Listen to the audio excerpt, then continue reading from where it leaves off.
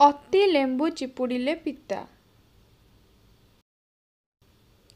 ଏହାର ଅର୍ଥ ସୀମାତୀତ ବା ମାତ୍ରାଧିକ କାର୍ଯ୍ୟ କଲେ ଫଳ ଓଲଟା ହୁଏ।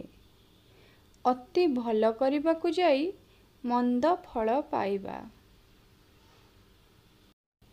ଏହାର ଇଂରାଜୀ ଅର୍ଥ too much of anything is good for Nothing.